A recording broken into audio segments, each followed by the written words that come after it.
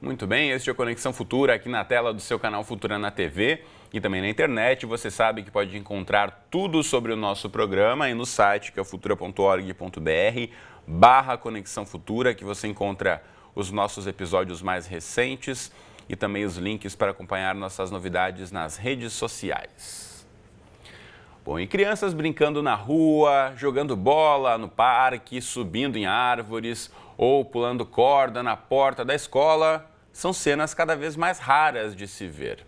Bom, e entre as desculpas, ou melhor, as razões dadas muitas vezes pelos pais, estão a violência urbana, que a gente sabe que de fato tem crescido muito, a correria do dia a dia e também a falta de espaços públicos em bom estado de conservação. No entanto, brincar é um direito garantido a todas as crianças, além de ser bom para o desenvolvimento físico e emocional. Brincar desperta a imaginação, estimula os movimentos e ajuda na criação de laços familiares, inclusive em nós adultos. Bom, realizada desde 2009, a Semana Mundial do Brincar tem exatamente esse objetivo, que é despertar nas pessoas a importância do brincar livremente. Então, para falar com a gente sobre esse assunto, eu converso hoje aqui no estúdio. Ao meu lado está a Juliana Correia, que é jornalista e produtora cultural. Bem-vinda, Juliana. Tudo bem com você? Tudo jóia. Boa tarde. Obrigado pela presença aqui com a gente. Também conosco no estúdio está a Rosemary Hinojosa. Ela é conselheira da Aliança pela Infância. Bem-vinda, Rose. Tudo bem com você? Tudo bem, obrigada. E logo mais a gente conversa também pela internet com a Andressa Pelanda, que é da campanha nacional pelo direito à educação e também conselheira da Aliança pela Infância. E você em casa, como sempre, também é nosso convidado aí para ficar inspirado e, quem sabe, colocar mais a brincadeira no seu dia a dia. E não precisa ser criança para isso, não. Então fique ligado aqui no nosso programa. Quero já começar ouvindo a Rose em relação à Semana do Brincar. A gente sabe que o brincar aí está na essência da criançada, ainda permanece muitas vezes na essência de muitos adultos, mas por que foi preciso reunir aí, oficializar isso em torno de uma programação, de uma semana oficial do Brincar, Rose? Para lembrar, gente, né? Para lembrar da importância dessa atividade para as crianças e para todos nós, para os adultos que participamos da vida das crianças e que temos a nossa criança interior também, né? Como diz aquela música do Milton Nascimento, né? Há um menino, há um moleque, né, morando dentro do meu coração. E a criança, ela tem talvez menos espaços hoje de brincar, por causa dessas coisas que você falou, da violência, das dificuldades, muitas vezes em espaços fechados, com luz artificial. E a gente precisa encontrar maneiras de favorecer, né, espaços acolhedores e seguros, né, desde a casa até a praça, o parque, para que a criança possa exercer esse seu direito, né, essa sua necessidade de se expressar e de brincar. Bom, a Juliana, que está aqui do meu lado, tem criança em casa e tem colocado em prática e também parte desse desafio, que é não deixar a brincadeira morrer dentro de casa, né, Juliana? Sim, com certeza.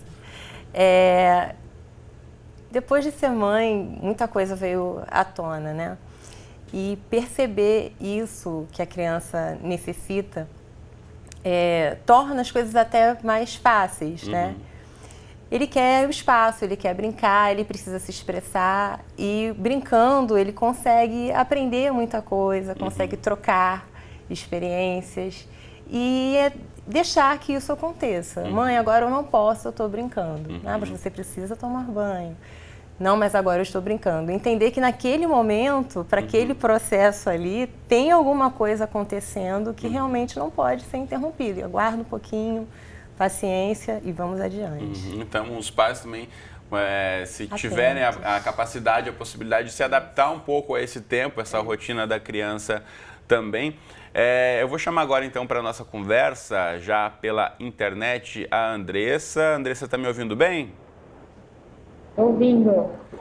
Obrigado, então, pela participação aqui no Conexão Futura. A gente fala aqui um pouquinho, inicialmente, né, da importância de deixar essa ideia do brincar presente no dia a dia. Agora, como é que você vê frente a essas rotinas cada vez mais apuradas, né, dos pais, tendo que muitas vezes ou a mãe está com menos tempo, divide com o pai, ou a mãe é solteira, ou é o tio, a tia, o avô, a avó, as configurações familiares, a gente sabe que tem sido muito ampliadas nos últimos anos no país, e a criança está ali no meio de tudo isso, querendo reservar o seu tempo de brincar, como a Juliana bem disse aqui, e muitas vezes os adultos não conseguem ter a compreensão, né, da importância desse momento lúdico. De que forma, então, também a gente pensar nisso, né, em equilibrar um pouco? Claro que a criança tem que fazer o dever de casa, tem que ir para a escola assim, tem que tomar o banho, como disse a Juliana, tem que fazer as refeições, mas também tem o seu direito de brincar que deve ser respeitado.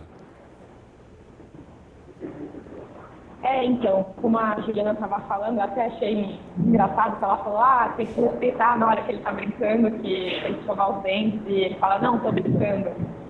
Esse processo do brincar é uma coisa que a gente tem falado muito para a Semana Mundial do Brincar, da importância de deixar o processo do brincar acontecer na vida da criança. Porque com essa padronização que a gente vem vendo no mundo, com o excesso de consumo que as crianças estão sendo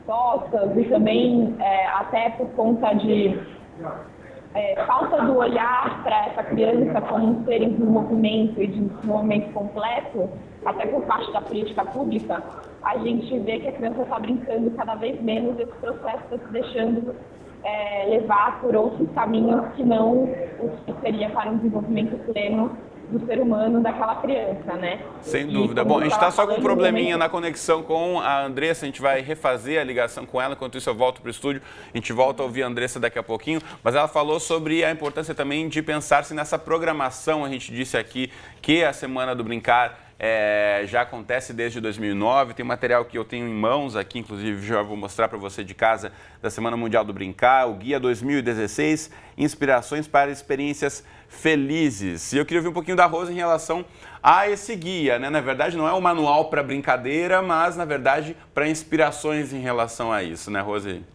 Isso. Então, essa é a nossa 7ª semana. E a intenção do guia é exatamente estimular grupos de voluntários, organizações, a montar atividades para que a gente possa falar com os adultos e atividades para as crianças, né? Nesse guia, na verdade, tem alguns textos, né? Tem uma forma de como você pode fazer para organizar a atividade, né? Articular parcerias e realizar e avisar também a aliança das coisas realizadas, porque é importante a gente ter uma ideia de quantas pessoas estão sendo envolvidas, né, nesse processo. O ano passado a gente teve mais de 200 mil pessoas envolvidas. Né? Que bacana. A gente chegou a falar também no ano passado aqui no Conexão Futura, esperamos ter contribuído para aumentar ainda mais esse número durante a semana nesse ano. E pegando o gancho do que você falou antes, né, nesse guia tem um texto da Uti Kremer, que trouxe a Aliança para o Brasil em 2001, né? Onde ela diz que a criança, a gente precisa ter atenção ao ABCD, né? Aprender, brincar, comer e dormir, né? Que são as atividades que às vezes a criança fica sufocada por tantas coisas que os adultos programam para ela, né? Que ela não consegue fazer essas atividades livremente no seu tempo, com tranquilidade e com criatividade, que é necessário, né? Bom, deixa eu aproveitar aqui e pegar um material que eu tenho atrás de mim aqui rapidamente, que é esta caixinha, que a gente falava aqui sobre o brincar, e a Andressa chegou a mencionar sobre a questão da propaganda, muitas vezes dos brinquedos e tudo mais. Essa caixinha aqui guarda parte de um segredo muito especial que eu tenho aqui, parte dele já disposto ao meu lado, que eu espero que a Juliana explique pra gente aqui, na verdade, que são os brinquedos que o filho dela faz em casa e que são muito bacanas. Esse aqui eu posso até brincar com ele, ó, tá na minha mão aqui. Minha mão meio grande demais, talvez para brincar com este aqui, mas ó, ele tem as perninhas aqui, tem os braços, que pode ser um personagem. Conta um pouquinho pra gente, Juliana, sobre o processo também da criação desses brinquedos em casa. Sim, onde nós moramos não tem play. Eu ainda eu tive a sorte, né, o privilégio de brincar muito na rua quando era criança. Hoje em dia, meu filho não tem. É engraçado a gente falar que hoje em dia é um privilégio quem pôde brincar na rua, né? Que as crianças de hoje em dia são muito poucas, né? Principalmente nos grandes centros que tem essa oportunidade. Então era muita corda, muito elástico. E o Francisco, o nome do meu filho é Francisco, ele adora desenhar. E aí os desenhos acabam virando brinquedo também, porque ele colore, né? Ele usa outros materiais também, tintas, e recorta e tem música, tem enredo. Eu fico só de longe, assim, observando, prestando atenção e consigo ouvir alguma coisa. Então tem um nada poderá me deter, agora eu vou pegar você. Tem todo um encadeamento aí, né? E é legal ele poder criar os próprios bonecos. Na verdade, aqui eu estou mostrando, não dá para pegar muito bem pela imagem da TV, até pelo tamanho da minha mão, que cobre mais do brinquedo, mas a gente quer ilustrar, na verdade, que é possível fazer os brinquedos dentro de casa. E esse aqui são 3 dos personagens. Eu mostrei a caixa que a Juliana trouxe pra gente aqui, que tem, na verdade, um exército de bonecos que estão aqui disponíveis. Qual o nome do seu filho mesmo? Francisco. O Francisco dispõe. E é muito bacana que um material simples, que todo mundo tem em casa, que é um pedaço de papel, e a criançada tem aí o lápis de couro, giz de cera, a tesoura, muito simples de poder brincar. Então aqui estão alguns exemplos, quem sabe até para inspirar o pessoal de casa a poder criar os seus brinquedos em casa também. A gente está novamente com a conexão com a Andressa, novamente pela internet. Andressa, está me ouvindo agora? Melhor? Ouvindo, vocês estão me ouvindo? Agora o seu tom está bem mais claro para a gente. Andressa, você falava então dessa questão dos brinquedos, né, muitas vezes dos comerciais, tentando forçar um tipo de brincadeira, e a gente vê aqui com a Juliana o exemplo de que em casa qualquer tipo de material para a criança pode virar um brinquedo muito mais divertido do que aquele que aparece no comercial na TV, né?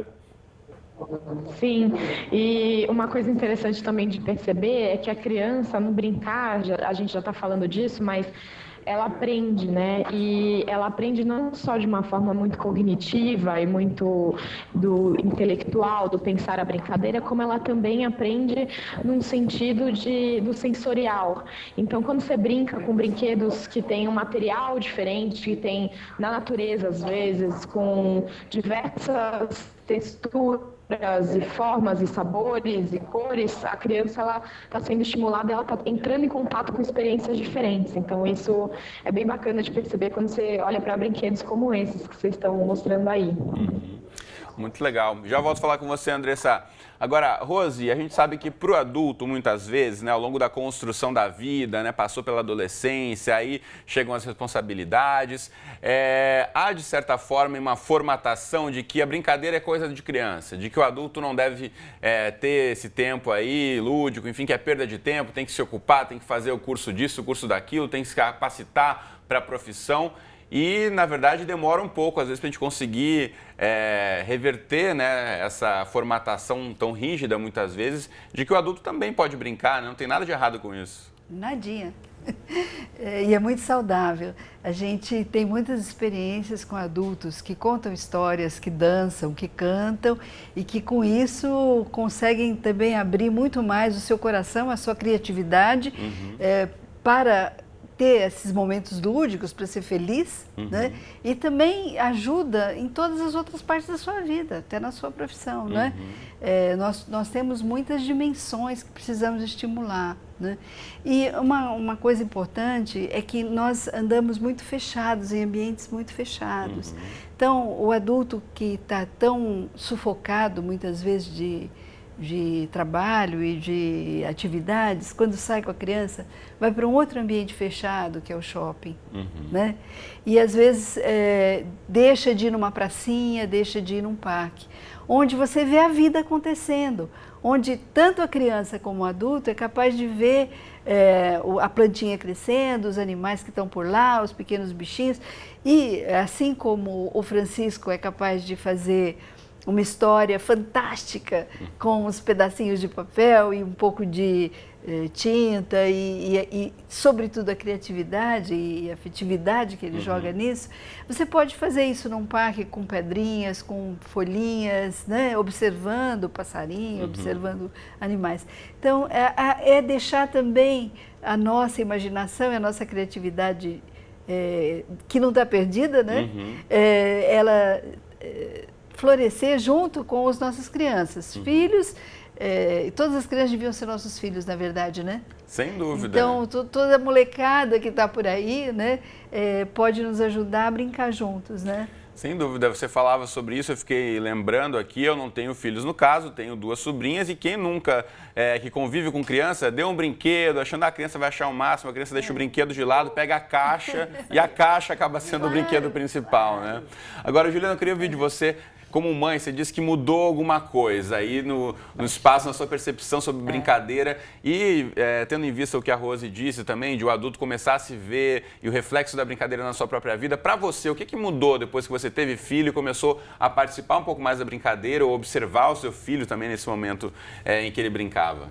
Eu sempre dancei, né? Então eu sempre gostei de música, sempre gostei de movimento.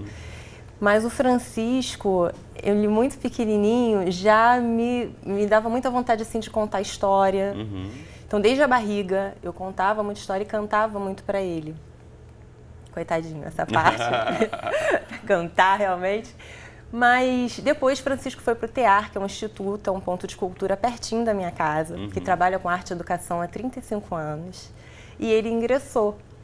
E no TEAR eu também me encantei, porque ela tem toda uma preocupação com isso, com o brincar, com colocar a criança em contato com a natureza, que tem um quintal maravilhoso. Quer dizer, ele não tem a rua para brincar, mas ele tem o quintal perto de casa. Tem um espaço perto de casa onde ele pode também estar ao ar livre. Exatamente. E aí é isso. Aí a gente vai à praia, quando sai da praia, do outro lado da rua, no calçadão, tem uma árvore. Mãe, eu preciso subir nessa árvore. E é desse jeito. Preciso subir. E aí eu tô com fome, sou cansada, mas eu aguardo. Deixo, nem que seja 5 minutinhos, porque ele quer, é o corpo dele que está pedindo, né, para ir. E aí eu também comecei a me especializar. Hoje eu sou contadora de histórias, mediadora de leitura. Então inspirou você também para algo para a sua própria vida. Sim, exatamente. E sempre atenta a isso tudo que ele me ensina. Né? A criança tem muito para ensinar também, muito. Muito legal. A gente está restabelecendo a conexão com a Andressa. Deixa eu ver se ela já nos ouve novamente. Andressa, a gente falava aqui um pouquinho, a Juliana contava pra gente sobre o que mudou na vida dela depois da maternidade, como ela voltou a se reaproximar da brincadeira, virou contadora de histórias e tudo mais. Queria ouvir de você de que forma a gente pode também pensar em orientar os adultos também a se reorganizarem, a estarem mais próximos das crianças e não só quem tem filho. Acho que todo mundo pode abrir um espaço aí na agenda para trabalhar de repente com um grupo onde você precisa de voluntários para trabalhar com as crianças, que na verdade vai ter um benefício também para a sua vida profissional, sua vida pessoal, você estar em contato com esse ambiente lúdico junto às crianças, né? Eu acho que tem uma coisa interessante da gente pensar, que é que o adulto ele precisa olhar para a criança e respeitar esse tempo dela, pensando que ele também está entrando numa análise dele mesmo, numa conexão com ele mesmo, num desenvolvimento pessoal. E um lugar interessante que a gente pode falar sobre o brincar, que tem se perdido, muitas vezes é na escola. Os espaços da escola, eles muitas vezes têm colocado as crianças para ter um brincar, às vezes, muito estruturado, que não pensa no brincar livre como ele deveria. Então, eu acho que é um alerta também nesses movimentos da semana de falar um pouco com a escola, da própria escola, os próprios professores que lidam tão diretamente com a criança, deles olharem para essa criança e esse desenvolvimento, que é necessário ter o brincar na escola também. Sem dúvida. Quero que você fale um pouquinho, então, sobre a programação da semana nesse ano, né? A gente tem esse destaque importante, então pode falar pra gente. Então, na Semana Mundial do Brincar desse ano, a gente tem recebido pedidos de materiais e atividades de todo o Brasil, né? A gente tem disponibilizado no nosso site o guia da Semana Mundial do Brincar, que fala um pouco sobre de que brincar é esse que a gente está falando. E os núcleos da Aliança pela Infância no Brasil têm mandado também programações de atividades. Então, a gente tem desde feiras de brinquedo, brincar livre, brincar na praça, brincar no parque. E aí eu acho que a programação inteira vocês conseguem acompanhar pelo site da Aliança pela Infância, o site da Semana Mundial do Brincar, e pelas redes sociais da Aliança. Muito bacana, então, Andressa. Vou me despedir de você porque preciso mostrar o site aqui, então. Obrigado e até uma próxima oportunidade. Gente. E vamos brincar bastante aí. Boa semana para você. certeza, eu já estou por aqui. Valeu, até mais. Deixa eu minimizar então aqui a tela da imagem da Andressa para mostrar para você de casa. Ela mencionou que na internet você tem aí essa fonte inesgotável de conhecimento, de materiais. Aqui, por exemplo, está para você o site da Aliança pela Infância, .org.br. Aqui está falando bastante aí sobre algumas atividades que já aconteceram. Tem também aqui as programações e ainda as atualizações na rede social da Aliança pela Infância no Facebook, essa organização sem fins lucrativos. Aqui você pode buscar aí, olha que bacana aqui, né? A bolinha de sabão, quem nunca se divertiu com isso, né? E traz tantas memórias, e se a criança não tiver esse espaço, esse momento durante a infância, não vai ter essa memória que a gente teve da infância, né, ao longo da vida. E também aqui, esse material que eu vou abrir para você é a cartilha que eu mostrei nas minhas mãos agora há pouco. Você pode ter aí nas suas mãos, é só você entrar no site da Aliança, quem sabe baixar, fazer o download ou salvar mesmo no seu computador, no seu tablet, no seu celular. Tem aqui todas as informações, inclusive de como estruturar, quem sabe, uma semana aí de brincadeiras intensivas na escola onde você atua, ou mesmo no condomínio onde você está vinculado. Aqui, o que é preciso para uma Semana Mundial do Brincar? É pouca coisa. O que mais importa, eu acho, Rose, é a força de vontade, né? Você ter aí essa iniciativa e, a partir daí, organizar um grupo que vai conseguir articular essas ações junto com você, né? Podem ser ações de todo tipo, né? Desde ações na escola, como a Andressa falou, os professores podem dar espaço para o brincar livre, né, na escola, nessa semana especialmente. Podem resgatar brincadeiras tradicionais que muitas vão sendo esquecidas, e a gente tem uma riqueza muito grande de atividades com criança na nossa memória histórica, na nossa memória cultural, né? Nós podemos resgatar isso para que a gente enriqueça, né, essas possibilidades. E lembrar sempre desse brincar também fora dos muros, né? Tanto pessoas voluntárias como instituições privadas ou públicas podem se envolver na Semana do Brincar e com isso startar também uma prática que não se resuma à semana, né, que possa transbordar para as suas atividades. Que sejam todas as semanas do ano, quem sabe. Claro, porque né, a criança brinca sempre, e nós talvez precisamos resgatar também para nós adultos essa possibilidade lúdica, né, na nossa vida sempre.